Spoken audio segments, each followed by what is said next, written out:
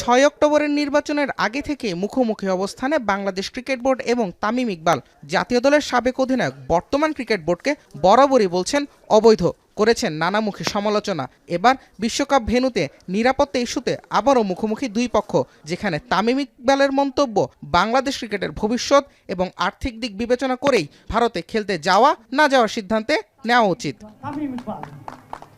তামিমের এমন মন্তব্যের পরই তাকে কটাক্ষ করে সামাজিক যোগাযোগ মাধ্যমে পোস্ট দেন বিসিবি পরিচালক নাজমুল ইসলাম, যেখানে তামিমের বিপক্ষে ভারতীয় পক্ষপাতিত্বের অভিযোগ করেছেন এই পরিচালক। কিন্তু কেন এমন ভাষায় মন্তব্য, এখন টিভিকে সেই ব্যাখ্যা দিয়েছেন বিসিবির এই পরিচালক।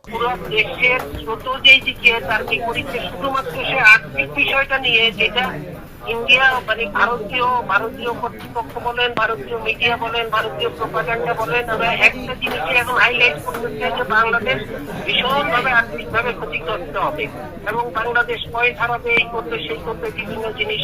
আপনার এইটা হচ্ছে এখন ভারতীয় সবচেয়ে বড় প্রোপাগান্ডা। অবশ্য সামাজিক মাধ্যমের সেই মন্তব্য একান্তই ব্যক্তিগত বলে উল্লেখ করেছেন তিনি। দায় নেই ক্রিকেট বোর্ডের। একদমই আমার ব্যক্তিগত জিনিস, সম্পূর্ণ এটা অযৌক্তিক একটা কথাবার্তা বলতেছে। তার কারণ হচ্ছে যে আমি তো বোর্ডের পক্ষ থেকে আমি তো বাংলাদেশ ক্রিকেট বোর্ডের পেজে আমি মতামত দিই। তবে ব্যক্তিগত মন্তব্য হলেও সহসায় আলোচনা থেকে রেহাই পাচ্ছেন না নাজমুল ইসলাম। বোর্ডের পরিচালক হিসেবে তার এমন মন্তব্য কতটা যৌক্তিক তা নিয়েও চলছে পাল্টাপাল্টি আলোচনা।